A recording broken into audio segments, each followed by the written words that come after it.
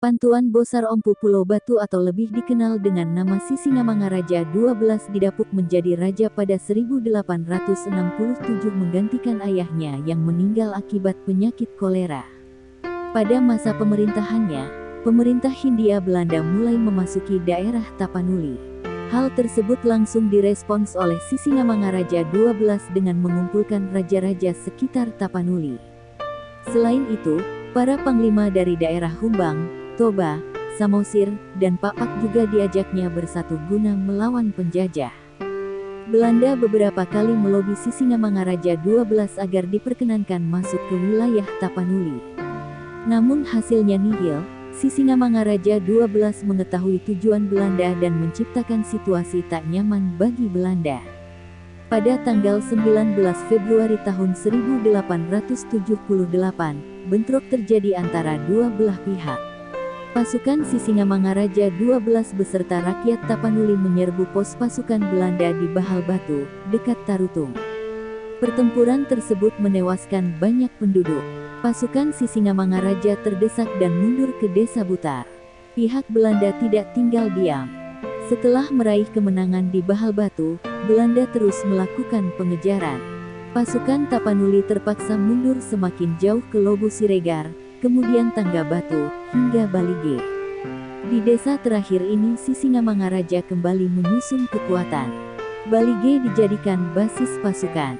Di tengah pengejaran, Belanda seringkali membakar setiap desa dilaluinya. Hal tersebut dikarenakan rakyat beserta para pemimpin desa melakukan perlawanan. Pengejaran pasukan Belanda sampai ke Balige. Pertempuran dahsyat pun kembali terjadi di Balige. Dalam pertempuran itu Sisingamangaraja XII terkena tembakan di bagian atas lengan. Lagi-lagi, ia dan pasukannya harus mundur karena Belanda berhasil menguasai Balige. Sisingamangaraja kemudian menerapkan taktik gerilya.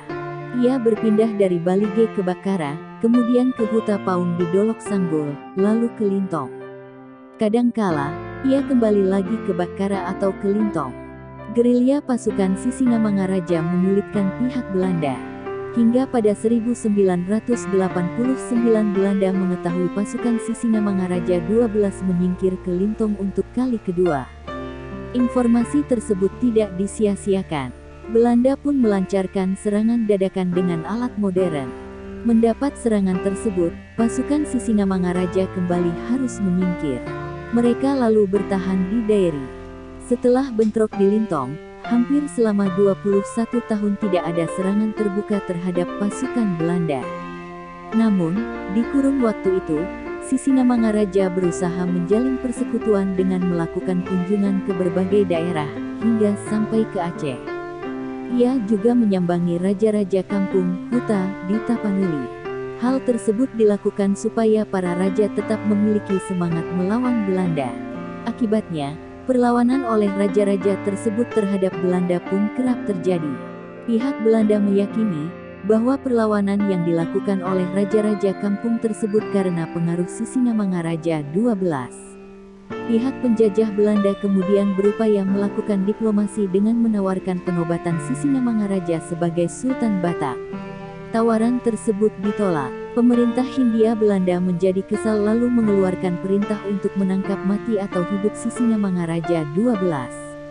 Dairi dikepung hampir selama 3 tahun oleh pasukan Marsose Belanda di bawah komando Hans Christoffel.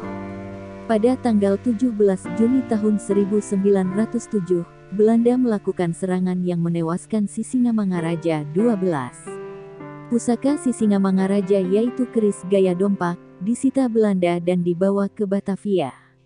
Adapun para pengikut beserta kerabat Sisingamangaraja ditawan pemerintah kolonial.